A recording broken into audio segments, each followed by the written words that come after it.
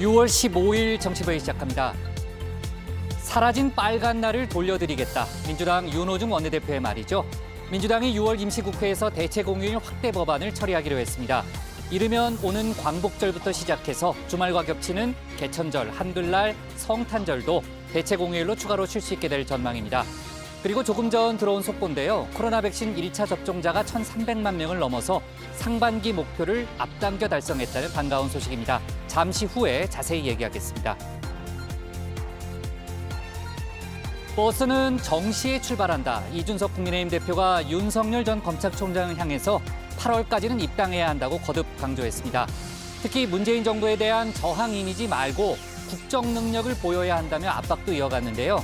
윤 전 총장 측은 서로의 시간표가 상충되지 않을 거라고 했습니다. 6.15 남북공동선언이 오늘로 21주년을 맞았지만 분위기는 예전 같지 않습니다. 남북관계가 얼어붙으면서 정부 차원의 기념 행사는 따로 열리지 않았는데요. 대신 민간 차원으로 열린 기념식에 여권 인사들이 대거 참석했습니다. 김부겸 총리는 코로나 협력과 이산가족 화상상봉 같은 작지만 중요한 일부터 시작하자고 제안했습니다. 오늘도 준비한 소식 많습니다. 들어가서 본격적으로 정치부회의 문을 열겠습니다.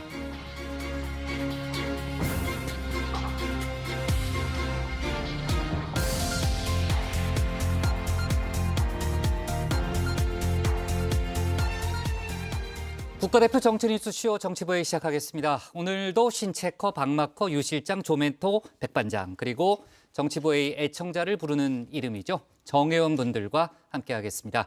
정회원분들과 소통하면서 또 중요한 속보는 바로바로 반영하면서 회의를 진행하겠습니다. 신혜원 체커는 나가서 발제 준비하고요.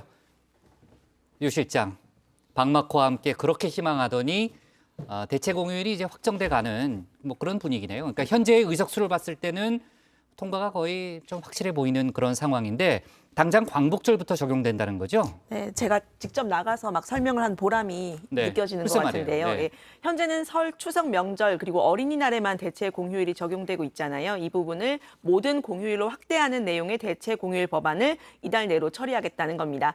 이르면 8월 광복절부터 즉각 시행을 한다는 거고요. 민주당은 국민의 휴식권을 보장하면서 경제 효과도 큰 윈윈 정책이라고 평가했습니다. 네. 네, 반가워하는 분들이 많을 것 같은데요. 정회원분들도 아마 상당히 좀 관심이 많은 그런 뉴스임에 틀림없는데 다만 제가 한 가지 얘기하고 싶은 거는 대체 공휴일이 되는 것과 정치부회의가 쉬는 거는 꼭 같이 가는 건 아니다라는 점을 이제 여러분들한테 다시 한번 강조를 합니다. 나중에 또 저를 또 원망할까 봐 제가 미리 얘기를 하는 거고요. 저희는 치외법권인가요? 그렇게 무섭게 얘기하지 말고요. 신중하게 계획을 잡도록 하고요. 자, 그럼 신혜원의 뉴스픽 5부터 본격적인 발제를 시작하겠습니다.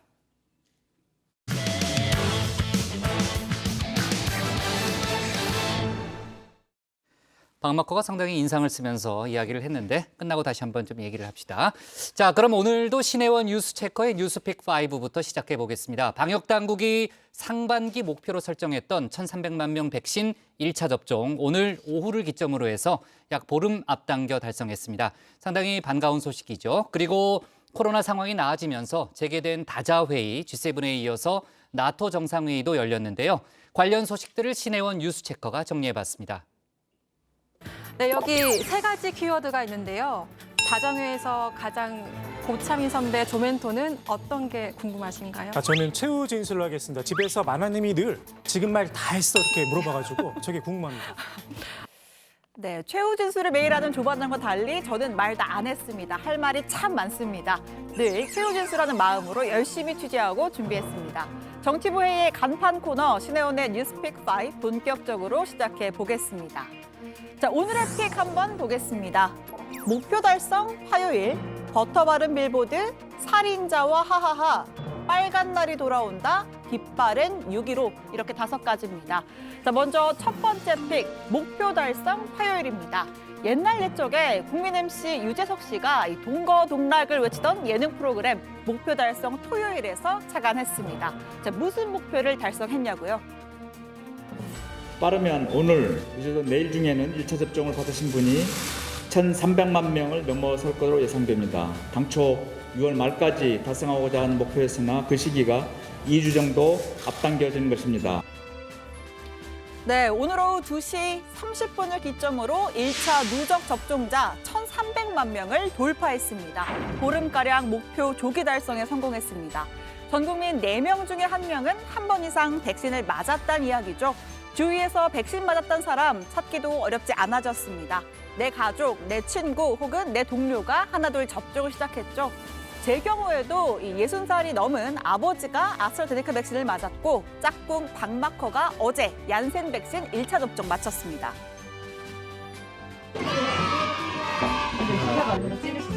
좋아한다고 이야기했습니다. 얀센 백신이고요. 50.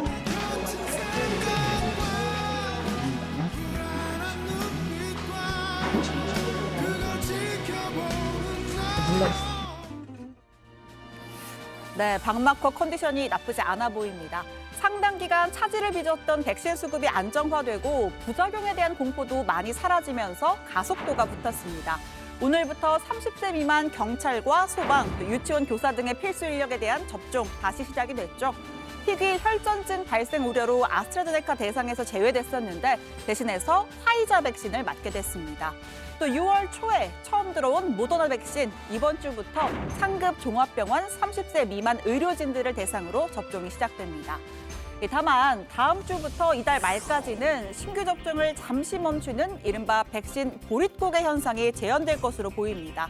잔여 물량의 대부분이 필수 인력과 사전 예약자에게 쓰이는데 특히 이 아스트라제네카 잔여 물량보다 사전 예약자가 더 많이 남아 있는 상황입니다. 방역 당국은 모레인 17일 추가 수급 방안이 포함된 접종 계획을 다시 발표합니다. 불가피하게 접종이 연기되시는 대상자에 대해서는 불편을 끼쳐드려서 송구하다는 말씀드리고 전체적인 그 전파 차단과 전체 규모를 줄이기 위해서는 9월 달 적어도 70% 1차 접종까지는 진행이 돼야 어느 정도의 지역사회 전파 차단을 좀 논의할 수 있는 수준이라고 보고 있습니다. 그리고 현재 문재인 대통령은 G7 정상회의를 마치고 이렇게 오스트리아를 국빈 방문 중입니다. 현재 기자회견장에서 한국의 코로나 대응에 대한 호평이 이어졌습니다. Korea gilt so etwas wie als Weltmeister in der Bekämpfung der Corona-Pandemie. Und Herr Bundeskanzler, was kann Österreich hier lernen? Die Nutzung von Daten in ganz einem anderen Ausmaß, als das in Europa möglich und auch üblich ist. Und das ist sicherlich etwas, wo wir im Detail 문 대통령은 방역에 있어서는 정치적인 고려보다 전문가의 의견을 존중하는 게 중요하다라고 답했습니다. 또 국민들의 협조를 강조하면서 자발적 방역 동참을 상징하는 마스크를 들어 보이기도 했죠. 순방 내내 대한민국이 백신 생산 글로벌 허브가 된다라는 공식을 열심히 홍보 중인데요. 북한 역시 협력 대상에 포함된다면서 북한 백신 공급을 적극 추진하겠다고도 했습니다. 한국이 글로벌 생산 허브의 역할을 할 경우에 북한도 당연히 협력 대상이 됩니다. 북한이 동의한다면 북한의 그 백신 공급을 협력하는 것을 적극적으로 추진하겠습니다. 네, 이어서 두 번째 픽 보겠습니다. 살인자 하하하. 자, 무슨 말일까요? 미러 정상회담을 목전에 둔 미국 바이든 대통령과 러시아 푸틴 대통령이 벌인 살벌한 설전입니다.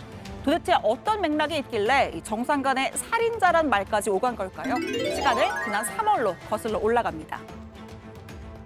You know Vladimir Putin, you think he's a killer? Mm-hmm. I do. So what price must he pay? The price he's going to pay, well, you'll see shortly. 러시아의 야권 지도자이자 푸틴 대통령의 정적으로 불리는 알렉세이 나발리. 지난해 8월 독극물이 든 홍차를 마신 뒤에 비행기에서 의식을 잃고 쓰러졌습니다. 이후에 러시아로 귀국했지만 곧장 체포됐고 감옥에서 수감 중이죠. 바이든 대통령은 나발리 독살 시도의 배후에 살인자 푸틴 대통령이 있다 이렇게 저격한 건데요. 푸틴 대통령은 눈 하나 깜짝하지 않고 웃음을 지어 보였습니다. Mr. President, are you a killer? Послушайте меня. Look, over my tenure, I've gotten used to attacks from all kinds of angles, from all kinds of directions, under all kinds of pretexts and reasons, and of different caliber and fierceness. And none of it surprises me. Question: did you order Alexei Navalny's assassination? Of course not. We don't have this kind of habit of assassinating anybody. 푸틴 대통령은 또 못생겼으면 거울을 보고 화내지 말라는 말이 있다라면서 누군가 우리를 비난할 때 나는 자신 스스로를 들여다보지 그러냐라고 반문한다라고 응수했습니다. 자, 우리로 치면 대략 너나 잘하세요. 이런 의미로 해석이 되죠. 러시아가 미국에 대한 사이버 공격의 배후라는 주장에 대해서도 우스꽝스럽다라고 일축하면서 우리는 미국으로부터 온갖 비난을 받았지만 미국은 단 한 번도 증거를 내놓지 않고 있다라고 주장했습니다. Vladimir Putin laughed at the suggestion that you had called him a killer. Is that still your belief, sir, that he is a killer? To answer the first question, I'm laughing too. They actually, well, look, I mean, he has made clear that the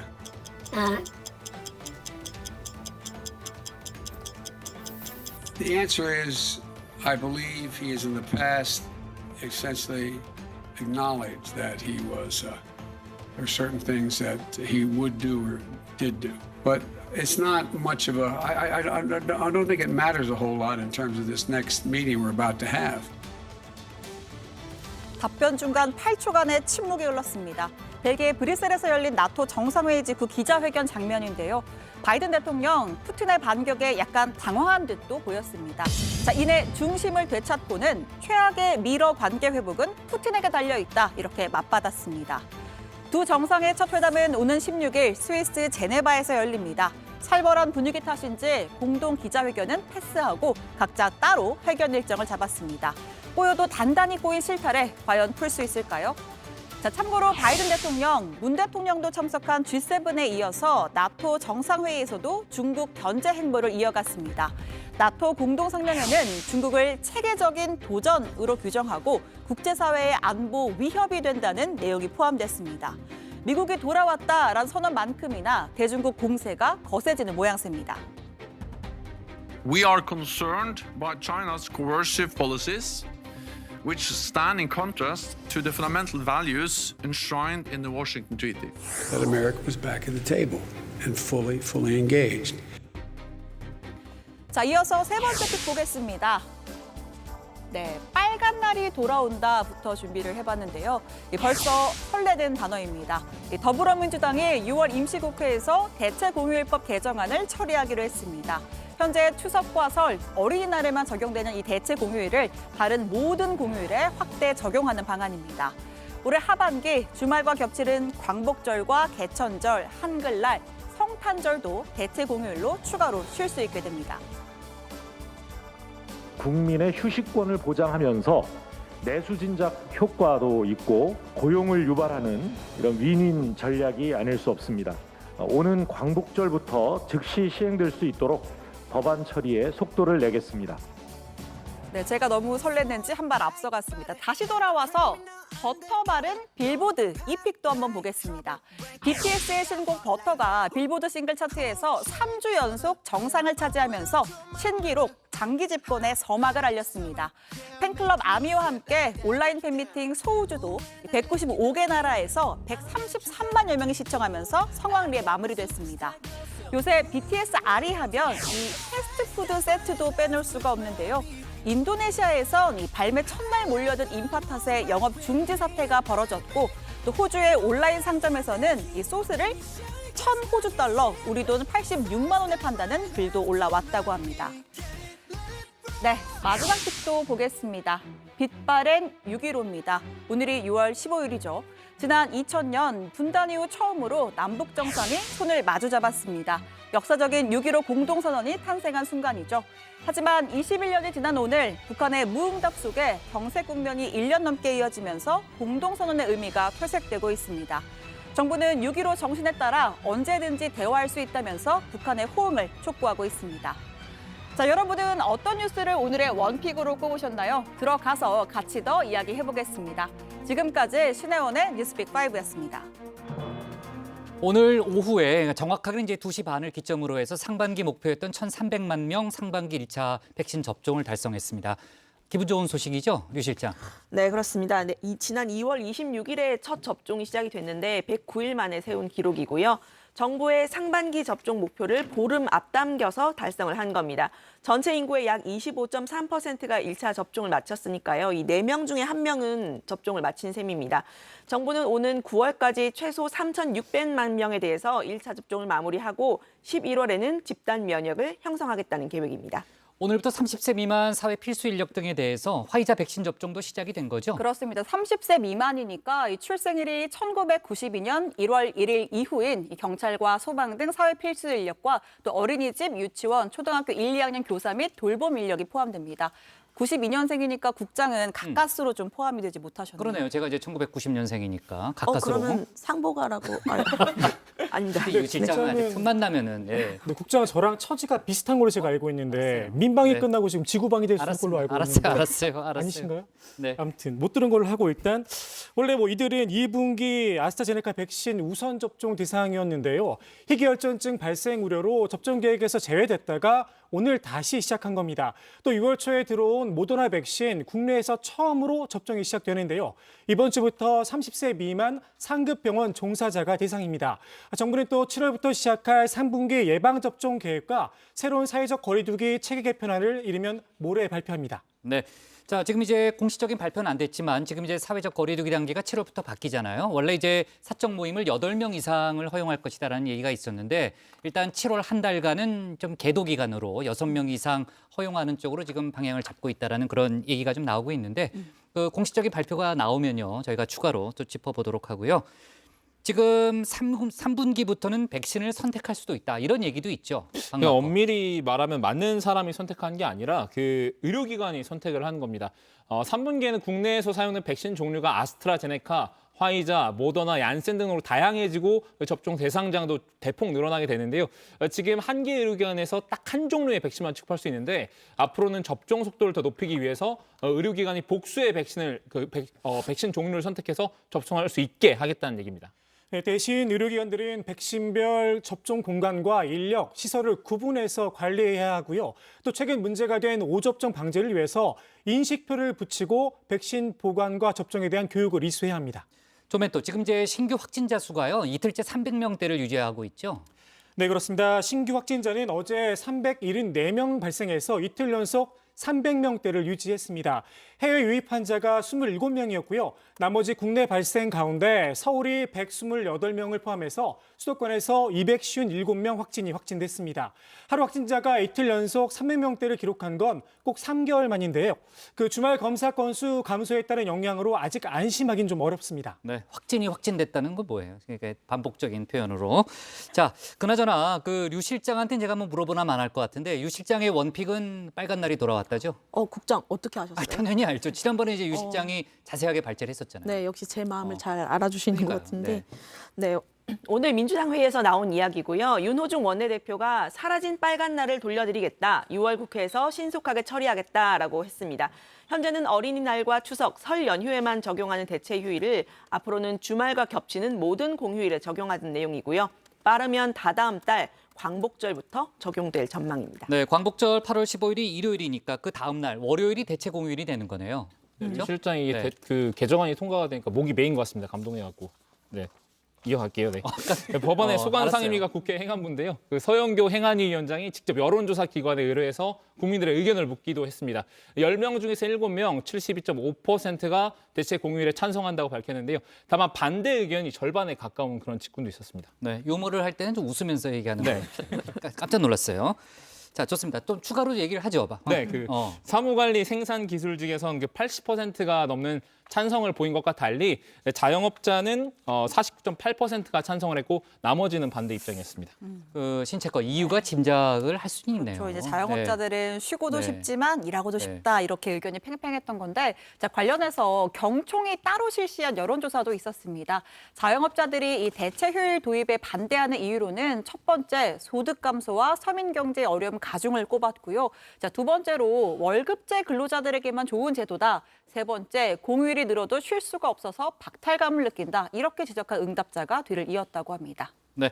자, 그래서 오늘 신혜원 체커의 원픽은 뭡니까? 네, 류 반장의 원픽과는 달리 네. 저처럼 이제 일을 좋아하는 사람들은 네. 이런 걸 원픽으로 꼽죠. 네, 오늘의 실장은 일을 싫어하고요. 그렇습니다. 네. 네, 오늘의 원픽입니다. 백신 1차 접종자 1,300만 명 돌파, 상반기 목표 달성입니다.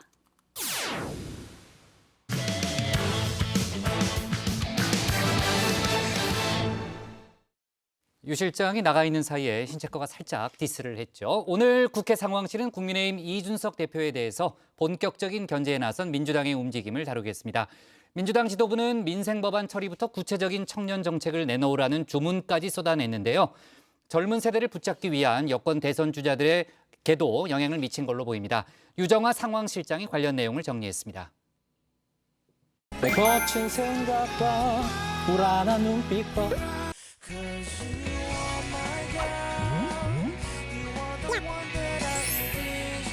어중간해가지고요. 뭐 반응을 하기가 좀 어렵습니다. 아주 잘 부르는 것도 아니고 또 못 부르는 것도 아니고. 그렇죠? 박마코를 보면 제가 너무 불안했어요. 그렇죠. 불안했어요. 제가 이거 네, 박마커가 요즘 국민의힘 이준석 대표를 밀착 마크하더니 당선된 날은 노래까지 부르더라고요. 이 대표는 변화에 대한 본인의 거친 생각, 전통적 당원들의 불안한 눈빛, 그거를 지켜보는 국민을 노래로 표현을 했다고 하죠. 박마커의 노래를 보는데 제 눈빛도 좀 불안했습니다. 혹시 음이탈이 날까 봐요. 네, 이준석 돌풍을 보는 불안한 눈빛, 민주당의 눈빛도 마찬가지인데요. 어제까지는 축하한다, 부럽다 이런 분위기였는데 오늘은 견제로 돌아섰습니다. 민주당 입장에서는 이 돌풍을 미풍으로 빨리 가라앉혀야겠죠. 시급한 민생 과제, 특히 수술실 CCTV 설치법을 빨리 처리하자라고 했는데요. 이 대표가 원론적인 입장을 냈다면서 청년다움을 잃어버린 것 아니냐 이렇게 비판했습니다. 더 논의해보자도 아니고 사회적으로 좀 더 논의가 추가될 필요가 있다라는 말을 하는 것으로 봐서 국회 논의를 반대하는 것은 아닌지 또 이런 여의도 어법을 사용하는 것으로 봐서 이 청년다움을 벌써 잃어버린 것은 아닌지. 네, 이준석 대표는 수술실 CCTV가 있으면 의사들이 소극적으로 될 수 있다라면서 의견을 더 들어보고 입장을 내겠다고 했는데요. 강병원 최고위원과 김남국 의원은 즉각 황당하다, 그리고 기득권의 편에 서서 무슨 청년 정치냐 이렇게 비판을 했습니다. 앞서 송영길 대표는 3년 전에 가동이 중단된 여야정 협의체에 복귀해서 소통하자 이렇게 제안하고 이 대표의 구체적인 답을 기다리고 있는 상황입니다. 1회 초라고 할까요? 당대표 역할을 제대로 해라 라면서 견제구를 날린 셈인데요. 이준석 대표의 개인의 내용물을 더 채워 넣어라, 직구를 날린 사람도 있었습니다. 민주연구원장을 맡고 있는 홍익표 의원입니다. 공정위 문제, 그다음에 예. 청년 세대의 소외감이나 또는 현재 문제가 되는 일자리 문제, 그다음에 젠더 이슈 등등 여러 가지가 남아 있는데 과연 그것이 그 실질적인 내용으로 이어질 수 있느냐 하는 문제에 대해서는 분명히 그거는 훨씬 더 그 엄격한 이 심판이 있을 거로 생각을 해요. 네, 홍 의원은 2030 세대의 지지를 등에 업은 만큼 이 대표가 부담이 클 거다 이렇게 걱정하는 듯한 말도 했는데요. 자세히 들어보면 청년과 공정, 일자리와 젠더 문제들에 대해서 답을 내지 못하면 훨씬 더 큰 심판이 있을 거다라는 사실은 경고였습니다. 이 대표에 대한 견제, 40세 이하 2030 국회의원은 우리가 더 많다라고 한 사람도 있었는데요. 민주당 2030 초선 5인방 중 한 명인 장경태 의원입니다. 장 의원은 이 대표와 평소 친분이 있는 것으로 알려져 있는데 덕담인 것 같기도 하고 아닌 것 같기도 한 말을 했습니다. 저희는 이 안전등급 A 받은 기와집이라면 저쪽은 아무래도 지금 황무지에서 오두막 만든 격 아니겠습니까? 그러니까 무슨 일을 하든지 간에 황무지에서는 잘 보일 수밖에 없습니다. 그렇기 때문에 뭐 여러 가지 뭐 튼튼한 오두막 잘 만드시길 바라겠습니다. 너무 오두방은 좀 너무한 거 아니에요? 뭐 앞으로 더 발전해 가시겠죠. 네, 김성주 의원도 같은 얘기를 했는데요. 이 40대 이하 국회의원 민주당이 더 많다라고 말이죠. 거기에 더해서 소위 따릉이 정치를 비판하면서 언론이 정치적 보여주기에 열광하고 있다. 이렇게 언론을 비판하기도 했는데요. 본인도 50대 넘은 꼰대지만 자전거를 타고 국회를 출입한 지가 오래됐다고 했습니다. 자전거를 타고 국회 출입을 한 지가 오래되었다. 언론의 주목을 받기는커녕 자전거로 국회 정문을 통과하다가 여러 차례 제지당한 적이 있다. 네, 그렇다면 자연스럽게 왜 민주당에서는 2030 정치인이 이준석 대표만큼 성장하지 못하고 있느냐라고 공의 방향이 바뀔 수밖에 없을 듯한데요. 86세대를 비롯한 선배 세대들이 강고한 데다 당내 강성 지지층의 직접적인 여론 압박이 큰 영향을 미치는 특유의 당내 구조가 원인이라는 지적이 나옵니다. 이번에는 민주당 대선 주자들 소식 짚어보도록 하겠습니다. 네, 너도 나도 젊은 세대, 특히 2030 세대의 마음 얻기에 나섰는데요. 이준석 돌풍으로 최근 걸음이 더 빠르고 치열해진 듯합니다. 이낙연 전 대표는요, 청소년과 2030들이 많이 하는 게임이죠. 흔히 롤이라고 부르는 리그 오브 레전드 게임장으로 갔습니다. 이렇게 보시면요, 안경과 이 마스크를 쓰고 컴퓨터 앞에 앉아서 게임을 하고 있는 모습인데요. 이 전 대표의 모습이 좀 신기하기도 하고 어색하기도 한 모습입니다. 아이디는 이 전 대표의 애칭이죠. 연입니다. 아주 좋습니다. 네. 그리고 이렇게 조금 경력을 잡으면 돈이 들어오고 그 이제 돈을 모은 걸 바탕으로 더 강한 아이템을 사서 상대를 네, 이 전 대표는 e스포츠의 육성을 위해서 학교 스포츠로 편입을 시키고 방과 후에도 연습을 할 수 있는 기회를 만들겠다라고 했습니다. 또 e스포츠 선수들의 병역 문제, 은퇴 후의 진로 고민까지 함께하겠다 이런 뜻을 밝혔는데요. 게임하는 2030 젊은 세대 확실히 관심을 갖고 봤을 듯합니다. 하지만 학부모 세대 입장에서는 걱정이 되는 면도 없지 않을 듯한데요. 정세균 총리는요, 이 금목걸이에 선글라스, 가죽 재킷 차림으로 이렇게 영상 콘텐츠를 준비하는 모습이 포착이 됐습니다. 동영상 기반 소셜미디어 틱톡에 올릴 영상을 촬영하는 중이었다고 하는데요. 이른바 플렉스를 즐기는 2030 세대에 어필하기 위한 듯합니다.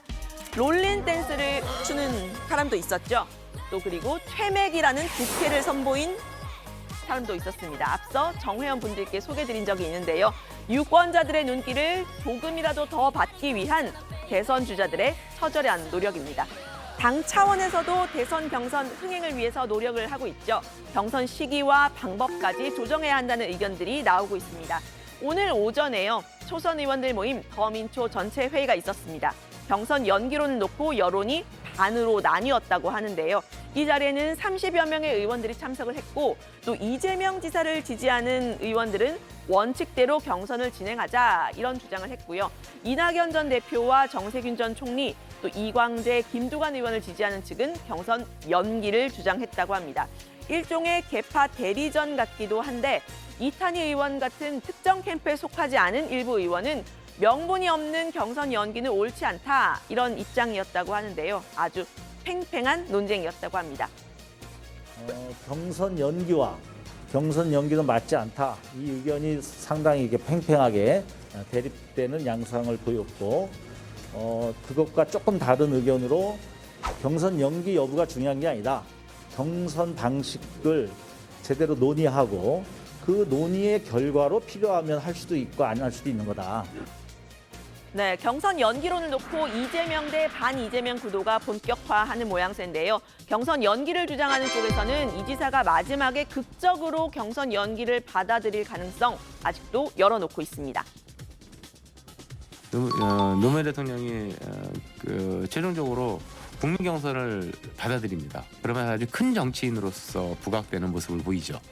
아마 당내 논란이 증폭되는 것을 지켜보고 있다가 이재명 지사가 이거를 수용하는 모습을 보이면서 큰 정치인으로 부각되기는 그러한 전술을 쓰고 있지 않을까 고민하고. 네, 당 지도부는요, 현실적으로 연기가 쉽지 않다 이런 입장이고요. 이르면 이번 주, 늦어도 다음 주 초에는 출범할 예정인 대선 기획단에서 경선 연기론부터 청년 세대 등장까지 결론이 날 듯합니다. 또 국민의힘 이준석 돌풍이 민주당에도 적지 않은 영향을 미치고 있는 듯한데요. 오늘 발제는 이렇게 정리하겠습니다. 이준석, 청년다움 벌써 일었나 견제 나선 민주당, 경선 연기론 본격화. 네, 오늘 이재명 경기지사가요. 지지 모임인 서울민주평화광장 토론회에 참석했죠. 성공포럼과 공동 주최여서 지지자들도 또 기자들도 많이 몰린 그런 자리였는데 여러 질문들이 나왔는데 이 지사가 윤석열 전 총장에 대해서도 입장을 좀 밝힌 게 있죠. 네, 공수처가 이제 윤 전 총장 관련 수사에 들어갔다라는 맞아요. 소식에 네. 대해서 이제 기자들의 질문이 나왔고 그에 이재명 지사가 답변을 하는 겁니다. 이 공수처가 조금 더 신중했으면 좋겠다는 생각은 하고 있다라고 답변을 했는데요. 윤 전 총장과의 지지율 격차가 커지고 있다는 질문에 대해서는 민심의 강은 흐르는 것이고 강물을 요동친다. 마지막 순간의 선택을 겸허하게 받아들이면 된다고 생각한다라고 답변했습니다. 지금의 작은 흐름이나 경랑은 다 지나가는 것이다라고도 했습니다. 지금 일부 이제 여권 주자들이 제기한 개헌론에 대해서도 입장을 내놓은 게 있죠. 네, 그렇습니다. 요약하자면 개헌의 필요성은 인정하지만 지금은 방역과 민생의 우선순위를 둬야 한다는 겁니다. 이 지사는 4년 중임제나 인권 보장 강화, 또 환경 문제나 토지 공개념 강화를 포함해서 헌법 개정이 언젠가는 반드시 필요하다라면서도 지금 당장은 아니라고 한 겁니다. 당내에서는 경선 연기론이 본격적으로 논의되는 데 대해서도 이제 질문이 나왔는데요. 교만한 생각을 버려야 한다라면서 약장수에 빗댔습니다. 국민들을 뭘 가르치겠다는 생각으로 하지 말고 품질과 신뢰로 승부해야 한다라면서 기본적으로 합의한 원칙과 국민 약속을 지켜가야 한다라고 한 겁니다. 네. 자, 이준석 돌풍이 이제 한국 정치권을 강타하면서 그 영향을 민주당도 받지 않을 수가 없는 거죠. 자연스럽게 지금 이제 여러 가지 이제 민주당 내에 많은 얘기들이 이제 오가는데 그 중에 하나가 이제 대선 경선 연기론이 다시 이제 불거지고 조금 이제 목소리가 좀 많아진 이제 그런 상황이 있습니다. 오늘 보니까 이제 초선 의원들이 경선 연기에 대해서 상당히 적극적으로 논의를 했다는 거죠. 네, 그렇습니다. 그 초선 모임인 더민초 오프라인 모임에서인데요. 모임에 30여 명, 그러니까 30여 명이 참석했다고 하는데 3분의 1 정도는 원래대로 원칙대로 가자, 한 3분의 2 정도는 연기하자는 쪽으로 그 연기를 주장한 쪽이 조금 더 많았던 것으로 알려집니다. 모임 간사를 맡고 있는 고영인 의원은 어느 한쪽으로 입장을 정리해서 지도부에 전달하진 않았다라고 했습니다. 하나의 의견으로 모아지는 것도 불가능하고요. 또 그렇게 전달하는 것도 바람직하지가 않다 이런 결론을 내렸고요. 논란을 너무 끌지 말고 지도부에서 어떤 형태든지 논의를 하든지 매듭을 지을 수 있는 방법을 찾아달라 이런 의견은 전달할 예정입니다. 네, 그 경선 연기를 주장하는 쪽은 여름 휴가철에 비대면 온라인 방식으로 경선을 치를 경우 관심이 떨어지고 참여도가 저조하다는 거고요. 당원을 고치지 않아도 당무위에서 논의할 수 있다. 국내의힘 후보 선출 시기에 맞추는 게 좋다는 겁니다. 원래대로 9월에 후보를 결정하자는 의원들은 원칙을 깨는 게 국민들에게 보기 좋지 않다. 경선 흥행은 콘텐츠가 문제지 연기 여부가 중요한 게 아니다. 또 반대하는 후보들이 3명 정도 있는 만큼 바람직하지 않다. 이런 의견들이 있었다고 합니다. 류 실장, 지금 이제 당 지도부는요, 현실적으로 연기가 좀 어렵다는 쪽이죠? 네, 송갑석 당 전략위원장이 한 말인데요. 현실적으로 대선 경선 연기가 쉽지 않다고 했습니다. 들어보시죠. 근데 역산을 해봤을 때 6월 21일 정도에 하지 않겠느냐 이런 건데 지금 현실적으로는 6월 3일, 4일, 5일 이 정도가 후보 등록에 등록 절차가 개시되기 전에 이제 마지막으로 경선 연기 문제에 대한 이야기가 있을 건데요. 뭐 현실적으로 그게 쉬운 문제는 아닐 것 같습니다. 네, 예비 경선, 즉 컷오프가 코앞에 있다는 점을 이유로 들었는데요. 시간이 촉박한 상황에서 현재 1위 주자인 이재명 지사를 포함해서 강한 반대를 보이는 의원들이 있기 때문에 현실적으로 어렵다는 겁니다. 이 지사의 지지 모임이죠. 민주평화광장의 대표를 맡고 있는 조정식 의원은 오늘도 페이스북에 경선 연기로는 당의 원칙을 깨는 것이고 대선에도 결코 도움이 되지 않는다. 이렇게 강한 어조로 비판했습니다. 이제 곧 대선 기획단이 꾸려질 텐데요. 본격적으로 이제 뭐 경선 논의 또 룰 논의가 뭐 이루어지면요. 주자들 간의 갈등이 커질 가능성도 있어 보이네요. 네. 오늘도 이재명 지사에게 날을 세운 대선 주자가 있었죠. 조멘토. 네, 최근 빅3 구도를 흔들고 있는 박용진 의원인데요. 일단 기본소득론에 대해서 증세 없이 50조를 마련해서 지급 가능하다는 걸 믿는 국민들이 얼마나 있겠냐면서 무책임한 논쟁을 하지 않아야 한다 이렇게 주장을 했는데요. 다른 주제들에 대해서도 이 지사를 직격하는 주장하는 모습을 보였습니다. 한번 들어보시죠. 이재명 지사 반드시 좀 검증받아야 되는 게 정치적 유불리에 따라서 바뀌는 개헌에 대한 태도, 사면에 대한 태도, 그다음에 부동산 정책에 대한 태도 이런 것들은 검증받아야 되고요. 부자 몸조심하듯이 이재용 부회장 사면 문제에 대해서 또 다른 발 빼는 모습 이렇게 보이는 것도 전 실망스럽습니다. 그러니까 1위인 이 지사가 주요 의제들에 대해서 답을 피하고 있다 이런 취지로 말을 했는데요. 박 의원은 윤석열 전 총장과 이재명 지사에게 각각 1시간씩 주면 제대로 된 검증을 해서 미천이 드러나게 해드리겠다라고 이야기를 하기도 했습니다. 다만 박 의원은 이 지사에게 토론을 신청했지만 답을 받지 못했다고도 했습니다. 네. 신채거 오늘 친문 진영에서요. 개헌론이 또다시 제안이 됐죠. 그렇습니다. 이른바 친문계파로 꼽히는 최인호 의원이 오늘 기자회견을 열었습니다. 2031년 3월 대선에서 4년 연임제 대통령제와 대선 결선 투표 도입 개헌안을 제안했습니다. 차기 대통령과 함께 21대 국회가 개헌을 이뤄내자라고도 했는데요. 대선과 총선이 같이 치러지는 2032년 대선과 총선 동시선거를 하자고 했습니다. 국회의원 임기를 20일만 줄이면 되기 때문에 현실성도 높다 이런 점을 이유로 들었고요. 결선 투표제는 사표를 줄일 수가 있어서 대통령의 민주적 정통성을 강화한다고도 했습니다. 네, 최 의원은 이 같은 내용의 개헌안을 내일 친문 의원들의 모임인 민주주의 4.0에서 논의할 예정이라고 했는데요. 앞서 여권 대선 주자인 이낙연 전 대표와 정세균 전 총리는 같은 날에 개헌론을 주장했던 바 있죠. 개헌 논의가 본격화할 가능성이 있어 보입니다. 다만 이재명 지사는 경국 대전을 고치는 것보다는 구휼이 먼저라고 했습니다. 개헌보다 민생이 먼저라면서 현실 가능성도 없으면서 블랙홀처럼 이슈를 빨아들이는 개헌 논의를 상대화한 겁니다. 야권의 대응에 따라서도 개헌 논의가 본격화할지 아니면 찻잔속 태풍으로 그칠지 판가름이 날 듯합니다. 앞서 이제 뉴스픽5에서 6.15 공동선언 얘기를 했었는데요. 오늘 여권의 이른바 빅3 후보들이 DJ 정신을 한결같이 주장을 했죠. 네, 그렇습니다. 오늘이 이제 분단 이후의 첫 남북 회담이죠. 6.15 공동선언 21주년이기 때문인데요. 이재명 경기지사는 오늘 경기 고양시에 있는 김대중 대통령 사저 기념관을 방문을 했습니다. 방명록에는 함께 사는 세상 김대중 선생님께서 열어주신 민주, 평화, 민생의 길을 더 넓게 열어가겠습니다. 라는 글을 남겼고요. 소셜미디어에는 김대중 대통령님께서는 미래를 내다보며 시대를 한 발 앞서 준비하셨고 그 모든 노력은 결국 한반도에 살아야 하는 모든 국민들의 삶이 나아지도록 하기 위함이었다라면서 6.15 공동선언을 이끌어낸 김 전 대통령에 대한 존경심을 표현하기도 했습니다. 네, 이낙연 전 대표와 정세균 전 총리는 어제 김대중 전 대통령 사저기념관을 방문하기도 했었습니다. 좋습니다. 오늘 국회 상황실 이렇게 제목을 잡겠습니다. 이준석 청년다운 벌써 일어나 견제 나선 민주당으로 제목을 잡겠습니다.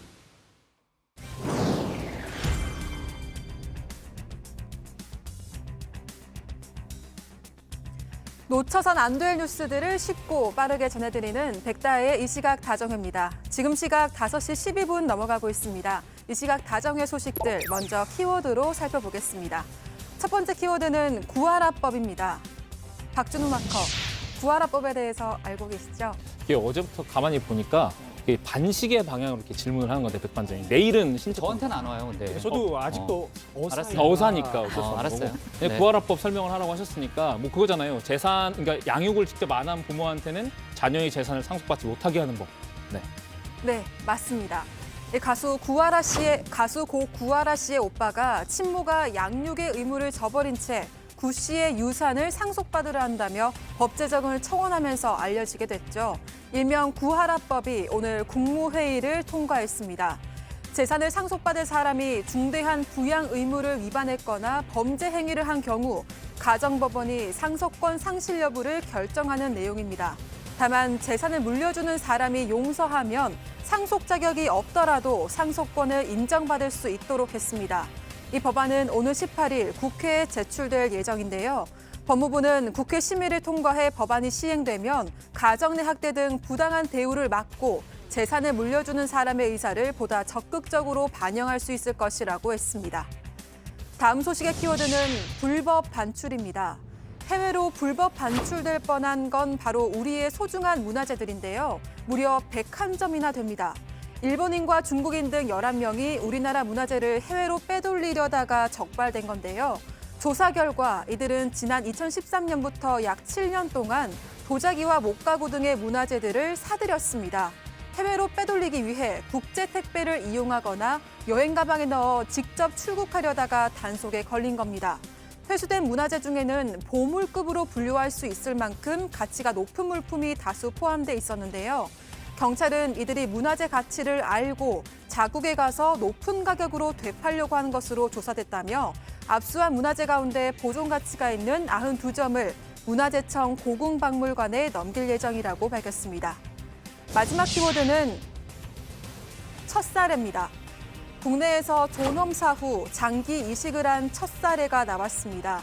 지난 2018년 연명 의료 중단이 합법화된 이후 처음인데요. 기증자는 뇌출혈로 내사에 가까운 상태에 빠진 50대 초반 남성이었습니다. 살아날 가능성이 없다는데 의료진과 보호자 모두 동의했고 연명 의료 중단과 장기 기증을 결정하게 된 건데요.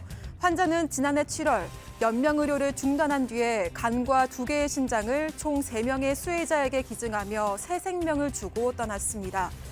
해당 사례를 보고한 고려대학교 안암병원 이재명 교수는 이번 사례를 계기로 연명 의료 중단 후 장기 기증에 대한 인식이 활성화돼 이식을 기다리는 환자의 생명을 구할 수 있길 기대한다고 밝혔습니다.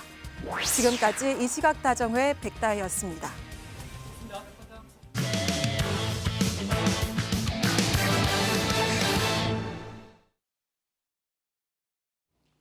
독도 방어 훈련인 동해 영토 수호 훈련이 오늘 실시됐습니다. 일본은 독도 훈련을 트집 잡아서 한일 정상회담을 일방적으로 취소하기도 했었는데요.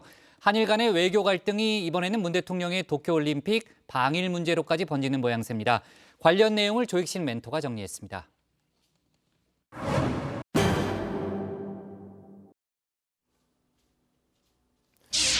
한국령 독도, 우리 땅 독도에서 우리도 어김없이 동해 영토 수호 훈련을 실시했습니다.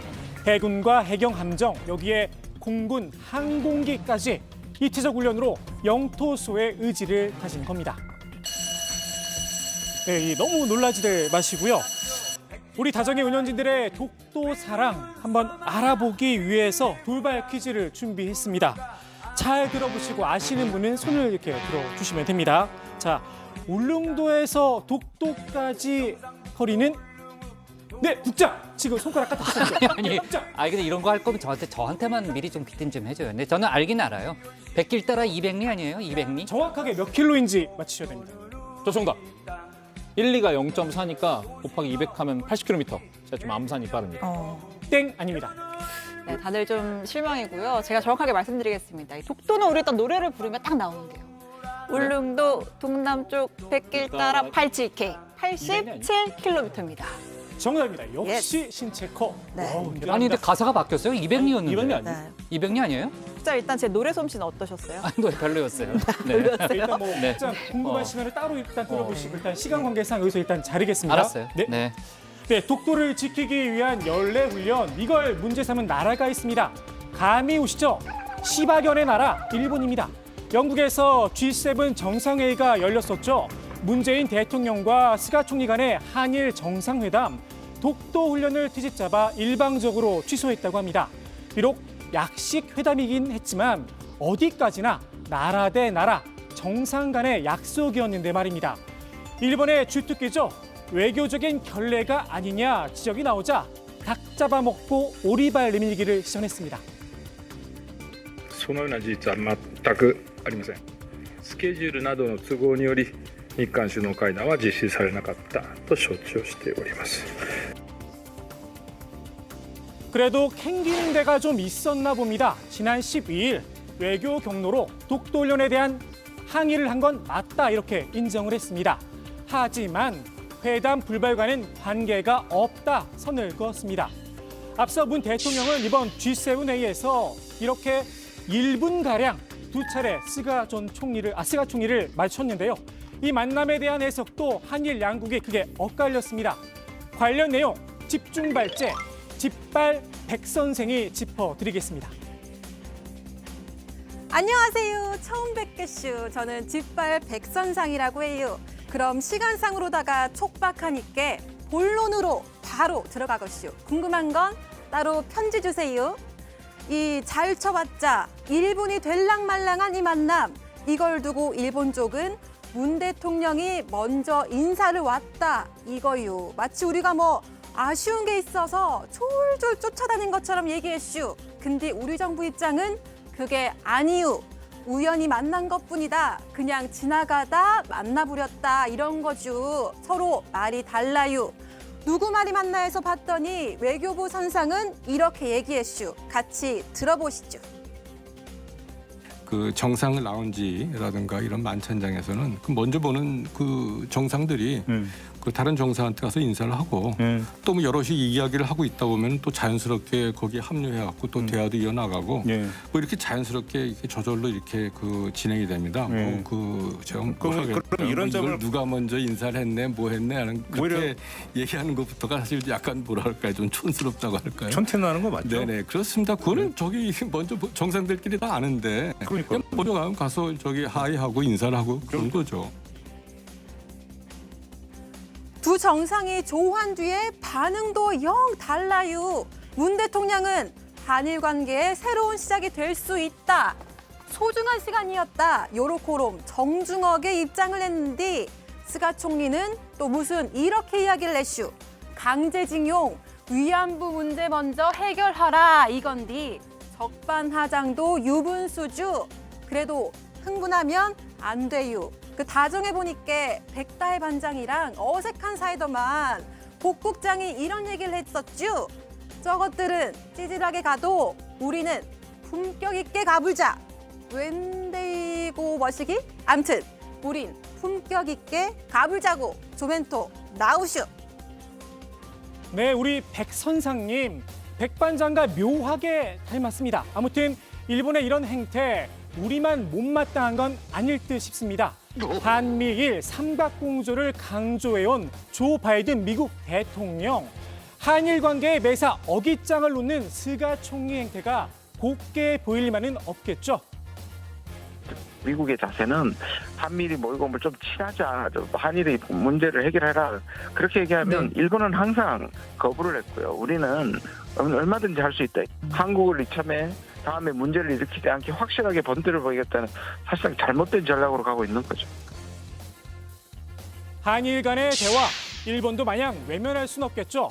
그래서일까요? 이번엔 기술이 들어왔습니다. 오늘자 요미우리 신문에 이런 보도가 실렸는데요. 우리 정부가 도쿄올림픽을 맞아 문 대통령의 방위를 타진했다는 겁니다. 우리가 요청하고 일본이 수용을 검토하고 있다는 기사였는데요. 우리 정부가 평창의 담내로 방문하고 싶다는 문 대통령의 의향을 일본 측에 전달을 했고 정상회담도 생각하고 있다고 전했습니다. 그런데 이런 단서도 하나 달아났습니다. 일본 정부는 한일 관계 악화의 원인인 징용 및 위안부 소송 문제에서 한국 측이 해결책을 제시할 가능성이 없어 한일 정상회담에 신중한 자세다. 우리 정부는 정해진 건 아무것도 없다는 입장입니다. 다만 대화 가능성에 대해선 문을 열어두었습니다. 도쿄올림픽의 성공적 개최를 기원하며 일본 측과의 고위급 교류에 열린 입장이다라는 겁니다. 일본 정부도 해당 보도를 부인했습니다. 그런 사실이 없다는 겁니다. 문득 이런 생각이 듭니다. 그럼 누가 요미우리 신문에 이 소스를 흘려준 걸까요? 사실 이른바 평창 담내 먼저 요청했던 건 일본 정부였습니다. 정확히는 아베 전 총리였죠. このまさにオリンピックと政治はですね、ピシッと分離しなければいけないと思ってるんですね。ただ私もソチ五輪やですね、平昌五輪開会式行きました。 이랬던 일본이 강제징용과 위안부 문제를 엮어서 신중한 자세다, 언론 플레이를 하는 걸 보면 스가 정부가 급하긴 많이 급한가 봅니다. 최근 나온 일본 NHK에서 발표한 여론조사 결과인데요. 스가 내각을 지지하지 않는다는 응답 45%로 역대 최고치를 기록했습니다. 일본 야권 4당이 스가 내각에 대한 불신임안을 제출하기도 했죠. 비록 과반인 자민당의 벽에 막혀 부결될 걸로 보이지만 상징적 의미는 굉장히 큽니다. 아베 전 총리는 한국 때리기로 위기 때마다 쏠쏠한 정치적 이익을 챙겼었죠. 아베 계승자를 자처한 스가 총리도 아베 따라하기에 나선 모양새인데요. 오늘의 톡쏘는 한마디 속담으로 대신하겠습니다. 망둥이가 뛰니까 꼴뚜기도 뛴다. 네, 조금 전에 이제 백반장과 닮은 백 선생이 이제 문 대통령이 먼저 가서 인사를 건넸다는 일본 언론의 보도는 한마디로 촌스럽다 이렇게 이제 평가를 내렸잖아요. 오늘 일본 정부에서 관련 입장을 내놨다는 거죠? 네, 그렇습니다. 모테기 도시미스 일본 외무상인데요. 당연히 어느 쪽에서 다가가 인사하는 건 있을 수 있다라면서도 한일 정상 사이에 실제 그런 일이 일어난 것뿐이라고 반박을 했습니다. 또 사전에 한일 간의 약식 회담이 준비됐다는 보도가 한국 쪽에서 나왔지만 사실에 반한다면서 한국 측에 명확하게 항의하고 있다 이렇게 밝혔습니다. 오늘 진행된 독도 방어 훈련에 대해서도 한마디 했다는 거죠? 네, 모테키 외무상은 한국 해군의 훈련에 대해서 정부로서는 강한 관심을 가지고 주시하는 상황이어서 지금 시점에선 논평을 삼가겠다라고 했습니다. 그냥 삼가면 될 것을 굳이 이렇게 사족을 덧붙였죠. 역사적 사실에 비춰봐도 국제법상으로도 명백한 일본 고유의 영토라고 주장하면서 독도 영유권 주장 되풀이했습니다. 한편 지난 10일 일본 방위성이 우리 독도 훈련과 관련해서 항의 메시지를 전해왔다고 하는데요. 내용은 다케시마는 일본 땅이다. 이 모테기 외무상 발언과 유사한 그런 주장이었습니다.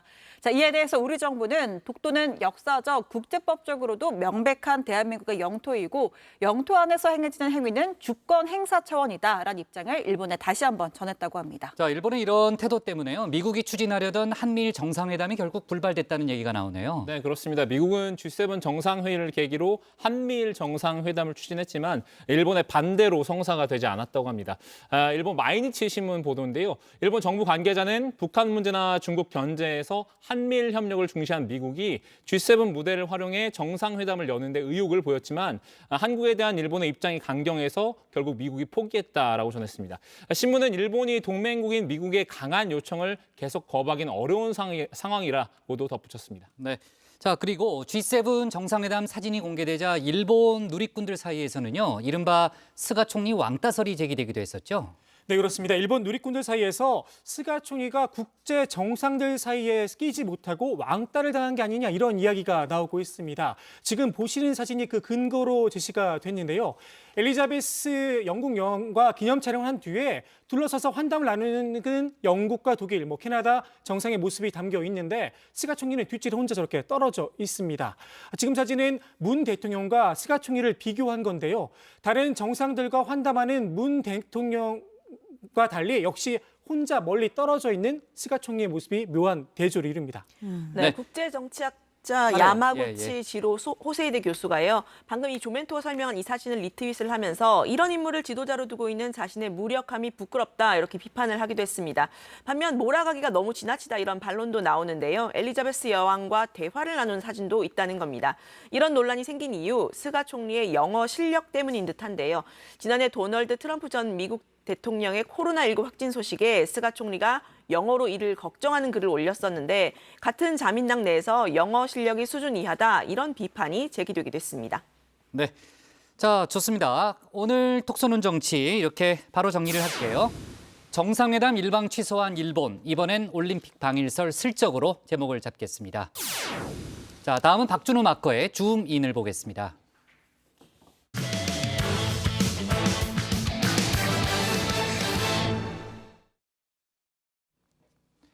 국민의힘 이준석 대표가 연일 당밖의 대선 주자들에게 국민의힘 대선 버스에 탑승하라고 재촉 중인데요. 윤석열 전 검찰총장의 대선 캠프 대변인도 시간표에 맞출 것임을 시사했습니다. 이런 가운데 친 이준석 성향의 당내 인사들은 속속 대선 버스 탑승 채비를 서두르고 있는 상황이죠. 박준호 마커의 줌인 시작하겠습니다. 조멘토 가장 궁금한 키워드 있나요? 저는 딱 보자마자 22억 원 거절. 이렇게 제가 황금 받는 주인은 아닌데 저 큰 돈을 왜 거절했을까 궁금해서. 네. 조멘토가 궁금해하는 소식은 잠시 후에 전해드리겠고요. 첫 번째 키워드 항소부터 전해드리겠습니다. 제가 여지껏 살면서 처음 본 희대의 답정너입니다. 우리 백다의 반장인데요. 어차피 답은 정해져 있는데 저럴 거면 대체 왜 조멘토한테 물어봤을까 싶었습니다. 그래서 오늘은 제가 우리 백 반장에게 모범을 보여주기 위해서 백 반장에게 주민 인물 선택권을 직접 주려고 합니다. 백 반장이 지금 제자리에 앉아 있는데요. 자, 물어보겠습니다. 백 반장, 어제는 조멘토한테 왜 그런 만행을 저지른 건가요? 혹시 많이 괴롭혀요, 평소에?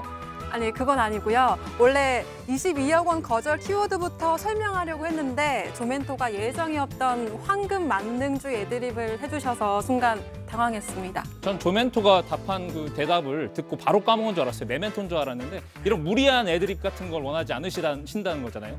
근데 그럼에도 불구하고 우리 조멘토가 선배인데 푹 하고 웃더니만 다른 키워드부터 설명은 좀 너무 잘한 것 같아요. 앞으로 우리 백반장 원하는 대로 쭉 하시면 될 것 같습니다. 네, 답장너 컨셉 쭉 밀고 나가겠습니다. 네, 그럼 이제 본론으로 들어가세요. 지금 화면에 사다리 타기가 준비가 돼 있는데요. 사후정 회의의 그 등장 인물들이죠. 맨 왼쪽부터 복장법사, 그리고 신호정, 그리고 조팔계, 이순입니다. 우리 백반장이 이 중에서 가장 마음에 드는 인물을 골라주시면 됩니다. 저는 신호정 고르겠습니다. 높아심에 말씀드리지만 호불호수는 아니고요. 이 신체코 코너명이 뉴스픽 5잖아요. 픽이 고른다는 의미니까 저도 일부러 신호정부터 고르겠습니다. 네, 그럼 저는 누구처럼 답정너가 아니기 때문에 바로 우리 신오정부터 클릭해 볼게요. 자, 클릭. 네, 바로 윤석열 전 검찰총장입니다. 휴. 윤 전 총장이 지금까지는 문재인 정부에서 굉장히 탄압하고 이런 부분에 대해 가지고 굉장히 반응하면서 굉장히 좋은 모습을 많이 보여줬기 때문에 야권의 대선 주자 여론조사에서 좋은 수치가 나온다고 봅니다. 하지만 대선이란 거는 문재인 정부와 싸우는 그런 어떤 이미지, 저항의 이미지 말고도 결국 국정을 운영할 수 있느냐에 대한 국민들의 질문에 답을 해야 되거든요. 네, 국민의힘 이준석 대표 연일 대선 버스 정시 출발론을 강조하고 있죠. 버스는 승객을 기다려주지 않고 제 시각에 출발한다라는 말인데 경선 일정은 정해진 대로 간다. 개별 대선 주자들의 일정에 맞추지 않겠다. 이런 의지를 표명한 건데요. 윤 전 총장도 서둘러서 제 시각에 탑승하겠다고 다시 한번 강조했습니다. 8월 말이 되면 버스는 떠난다고 못 박았죠. 저는 윤석열 총장뿐만 아니라 어떤 대선 주자라 할지라도 예를 들어 정치 입문 선언이라든지 아니면 저희 당과 좀 보조를 맞춰가는 과정을 좀 일찍 시작했으면 하는 바람이 있습니다. 막판에 뿅 하고 나타난다고 해가지고 우리 당원들이 지지해 줄 것도 아니고 저는 그 시간을 한 8월 말 정도를 마지노선으로 보고 있습니다. 네, 윤 전 검찰총장 측으로 분류된 인사죠. 장해찬 시사평론가인데요. 이 대표의 정시 출발론을 비판하면서 기싸움을 벌였던 바 있습니다. 버스가 떠나도 택시 타고 가면 그만이라고 말이죠. 버스비 두둑하게 낼 수 있는 손님이 한 명도 없는데 먼저 출발하면 버스 기사만 손해다. 이렇게 지적을 했습니다. 유력 주자인 윤 전 총장이 없으면 국민의힘에 득될 것이 없다. 이런 논리입니다. 근데 이틀 만에 입장을 선회한 듯합니다. 윤석열 대선 캠프의 대변인이 서둘러서 진화에 나선 건데요. 장해찬 씨는 우리 윤석열 총장의 지지자일 뿐입니다. 택시 얘기는 어디까지나 장해찬 씨 개인의 얘기입니다. 저희들과 관련이 없다는 점을 분명히 좀 말씀을 드리고요. 제 개인적으로는 택시 직행한다는 말씀 자체는 굉장히 부적절하다. 장 평론가는 지지자일 뿐 공식 소통 창구가 아니다라는 얘기입니다. 개인의 의견을 윤석열 전 총장의 입장으로 받아들이지 말아달라 이렇게 힘줘어 말했는데요. 오히려 이준석 대표가 제시한 시간표에 맞출 의향이 있다라고 밝혔습니다. 윤 총장도 그런 캘린더를 염두에 두고서 국민 여론을 보고 있다. 저는 이렇게 말씀드리고 싶고요. 그래서 윤석열 총장의 시간표하고 이준석 대표의 시간표가 상충되거나 그러지는 않을 것이다. 저는 그렇게 생각합니다. 윤 전 총장, 이제는 버스든 택시든 선택해야 한다는 압박감을 느낀 걸까요? 버스 기사와 눈치 게임을 하다간 나 홀로 이별 택시에 오를 수도 있겠다는 판단을 한 것 같습니다.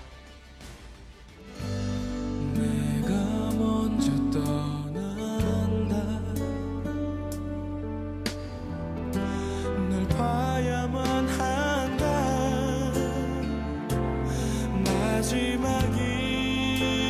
마지막이라서 어디로 가야 하죠 아저씨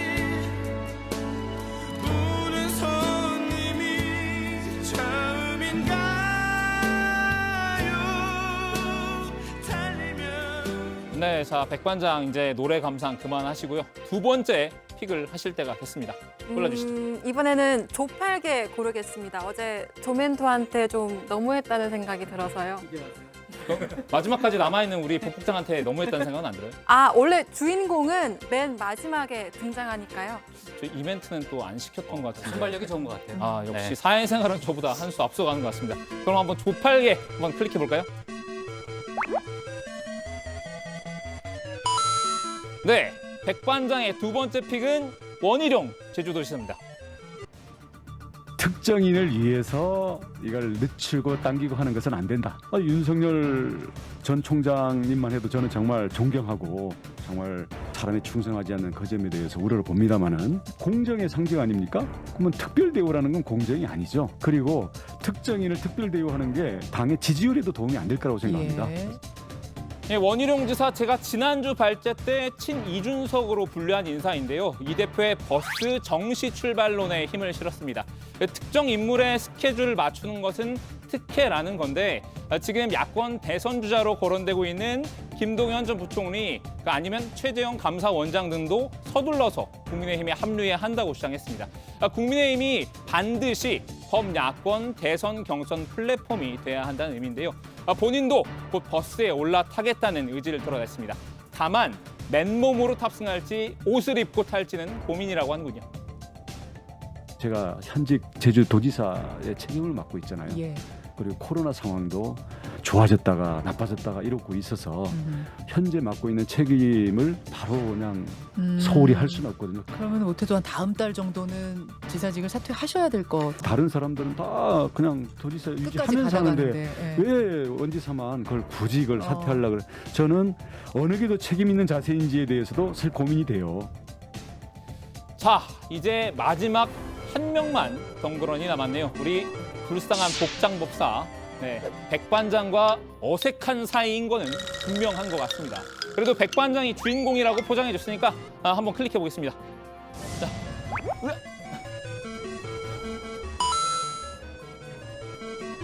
네, 그렇습니다. 오늘 주민의 세 번째 인물은 하태경 의원입니다. 과학과 지성이 몰상식과 괴담을 이기는 대한민국. 제가 대통령이 되어 만들고 싶은 나라입니다. 저는 교과서에서 배운 그대로 헌법 정신을 실천하는 대통령이 되겠습니다.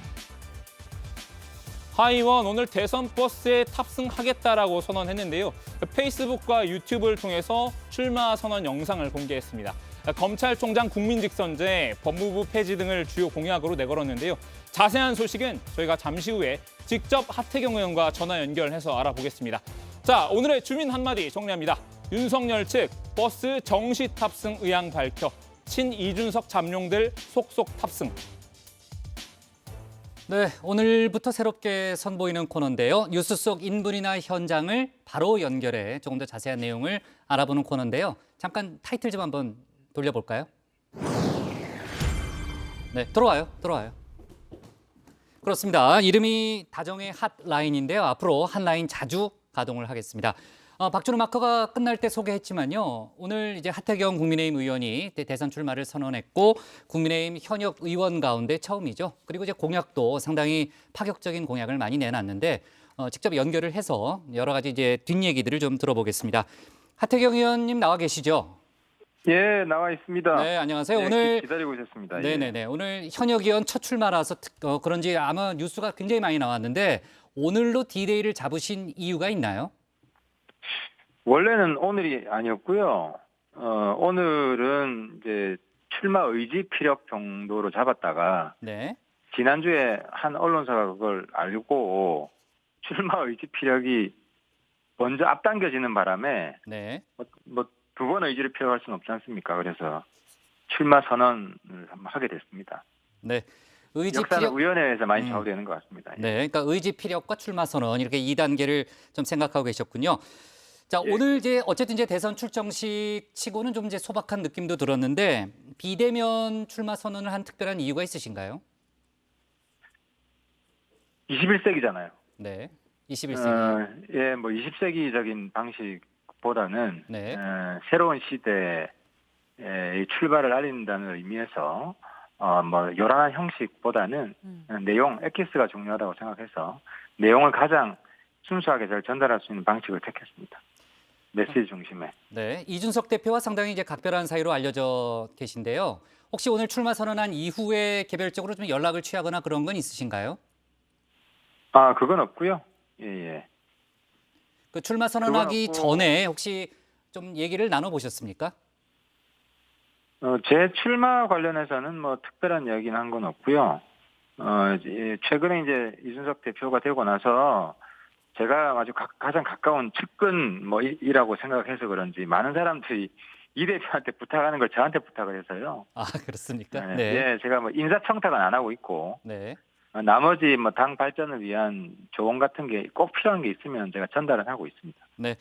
자, 시대 정신을 이제 세대 교체라고 짚으시면서 뭐 헌법 정신도 강조하셨는데 저희가 이제 시간이 많지 않아서 그 부분은 이제 다음에 들어보는 걸로 하고요. 공약 얘기를 안 할 수가 없는데 법무부 폐지와 검찰총장 직선제 도입이라는 상당히 이제 파격적인 공약을 꺼내 들으셨는데 현실성은 있습니까? 이게 이제 검찰 개혁이란 말로 민주당에서는 이야기를 하고 현 정부하고 그리고 이제 국민들은 이제 검찰의 독립을 바라잖아요. 근데 정권 때마다 이 검찰 독립이 항상 문제가 됐습니다. 지난 박근혜 정부 때도 최동욱 그 총장 사태가 있었고, 네. 그리고 그 이전에 노무현 정부 때는 검찰에 대한 계속 불화가 있었고요. 그래서 그럼 검찰 독립을 확실히 보장하는 방법이 뭐냐? 가장 확실한 방법은 이거밖에 없습니다. 국민 직선제밖에. 어쨌든 대통령이 임명을 하는 방식을 취하게 되면 끊임없이 인사를 통해서 검찰을 휘두를 수밖에 없거든요. 그러니까 인사권자가 국민이 되지 않으면, 네. 인사권자가 대통령에서 국민이 되지 않으면 검찰 독립은 불가능하다는 거죠. 그래서 이번 기회에 검찰과 권력과의 불화를 근본적으로 해결할 대안을 우리가 찾아야 된다. 네. 그것은 바로 인사권을 국민한테 돌려준다는 거죠. 네. 경선 과정에서 아마 많은 토론이 또 있을 걸로 예상이 되고요. 지금 이제 국민의힘 내부는 물론이고 뭐 윤석열, 안철수 등등 지금 이제 범야권의 이제 후보군들이 많이 있잖아요. 그분들과 차별화된 하태경만의 특장점이 뭡니까?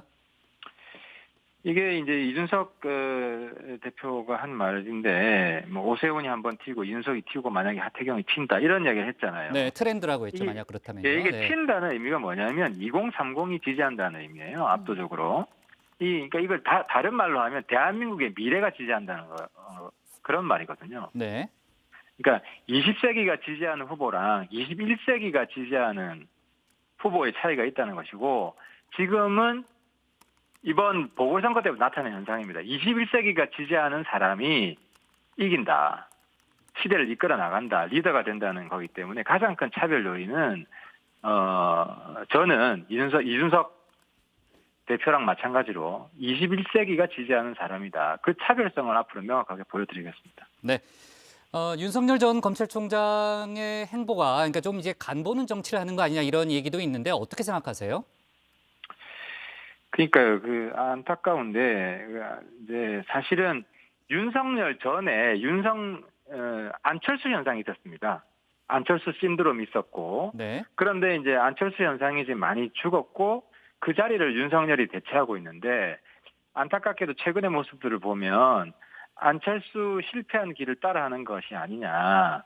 그리고 우리 당 입당 문제도 사실 이번 보궐선거 때도 안철수 대표가 우리 당에 일찍 입당을 했으면 지금 서울시에는 안철수 대표가 출근하고 있을 거예요.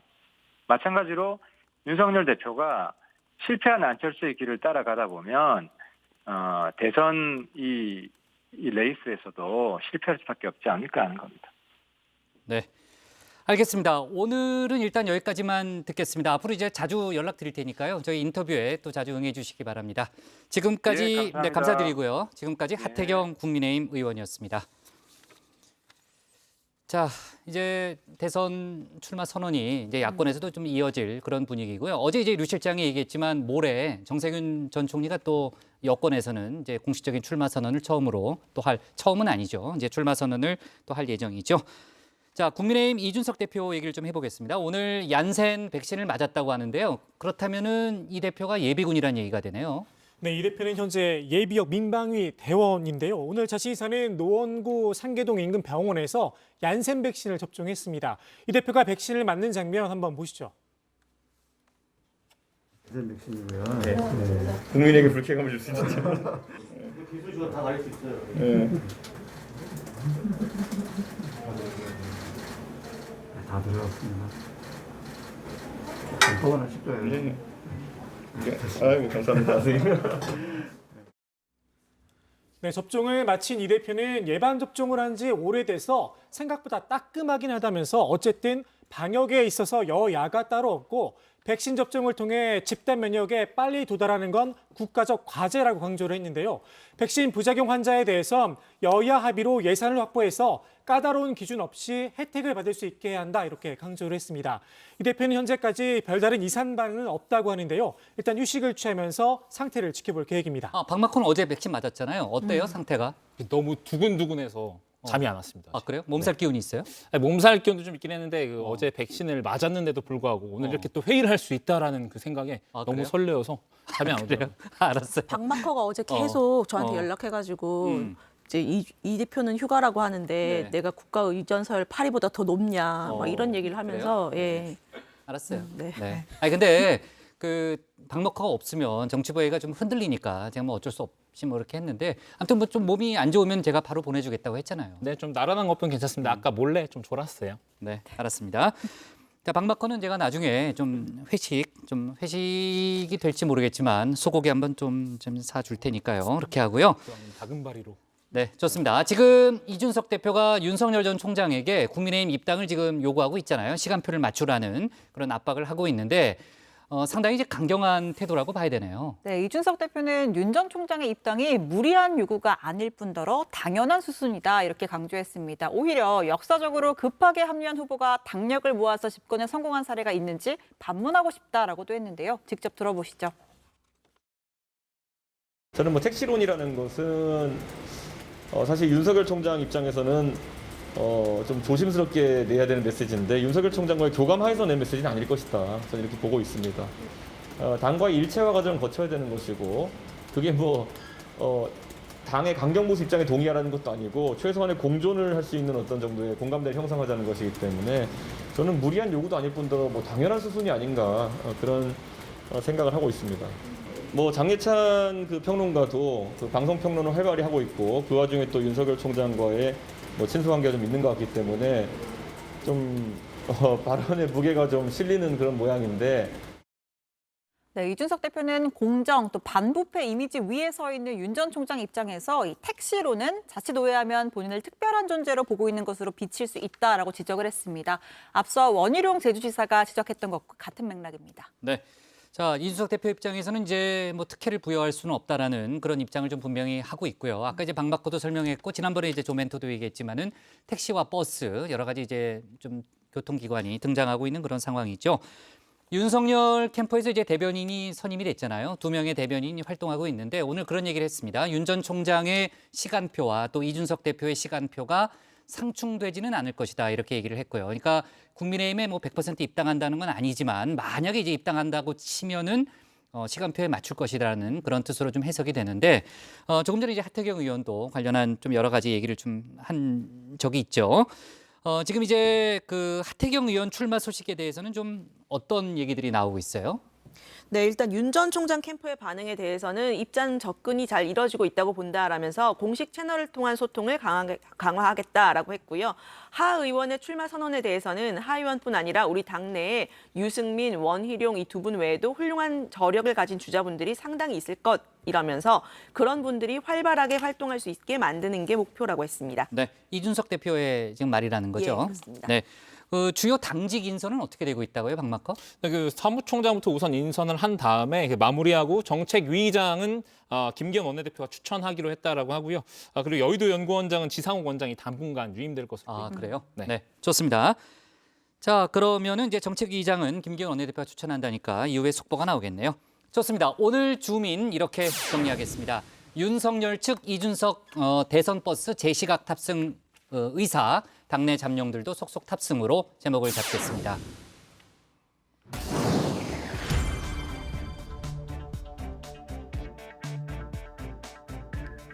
네, 이 시각 다정회 백다혜입니다. 현재 시각 5시 48분을 넘어가고 있습니다. 어떤 소식이 들어와 있는지 살펴보겠습니다. 광주 건물 붕괴 사고가 발생한 재개발 사업에 관여했다는 의혹을 받는 인물이죠. 조직폭력배 출신 문흥식 전 5.18 구속부상자 회장이 미국으로 도피한 것으로 확인됐습니다. 문 전 회장은 자신이 개입했다는 소문이 불거지기 시작한 지난 13일 미국행 비행기에 오른 것으로 알려졌습니다. 경찰은 문 전 회장에 대한 체포영장을 발부받아 국제범죄수사기관과 공조해 강제 송환을 추진할 계획입니다. 다음 소식입니다. 정부가 유엔 가입 30주년을 맞아 유엔 안전보장이사회 비상임 이사국에 도전합니다. 2024년에서 2025년 임기로 비상임 이사국에 다시 진출할 경우 이번이 세 번째가 되는 건데요. 내년 6월 193개 회원국이 참여하는 유엔 총회 선거에서 3분의 2 이상 표를 얻어야 합니다. 외교부 당국자는 아직 경쟁국은 없다며 오는 9월부터 본격적인 선거운동을 시작할 예정이라고 밝혔습니다. 이어서 잠시 후 썰전 라이브에서는 요즘 일거수일투족이 화제죠. 이준석 국민의힘 대표에 대해 당 안팎의 견제도 이어지고 있는데요. 이에 대한 여야 의원들의 설전과 진중권 전 동양대 교수의 인터뷰가 펼쳐질 예정이니까요. 많은 시청 부탁드리겠습니다. 지금까지 이시각 다정회 백다희였습니다. 네. 자, 성추행 때문에 안타까운 선택을 했죠. 지금 이제 여중사 사건 관련해서 오늘 이제 수사 속보가 많이 나와 있는데 군 검찰단이 그 1년 전에도 비슷한 일을 겪었다라는 그런 주장이 있었는데 용의자를 특정해서 피의자 신분으로 소환을 했다는 거죠. 네, 그렇습니다. 이 군 검찰단은 1년 전에 이중사를 강제추행한 혐의를 받고 있는 모 준이와 이 부실변론 의원을 받은 국선 변호인을 피의자 신분으로 소환 조사를 했습니다. 이 국방부 관계자는 성추행 피해 공금 부서관 유족이 제출한 고소장을 면밀히 살폈다라면서 1년 전 피해자를 강제추행한 혐의를 받는 성명 불상자와 이 부실변론 의혹을 받는 피해자 국선 변호사를 조사했다고 밝혔습니다. 네. 자, 2차 가해 의혹을 받고 있는 부대원들도 조사했고요. 어제 이제 이중사가 그 사망하기 전에 극단적인 선택을 하기 전에 그 녹취 내용이 공개가 되기도 했습니다. 자, 관련한 속보는 저희가 계속해서 챙기겠고요. 오늘 정치부에는 여기까지 하겠습니다. 저희는 내일 오후 4시 반에 다시 찾아뵙겠습니다. 네, 수고했습니다. 한라인 자주 연결해요. 네.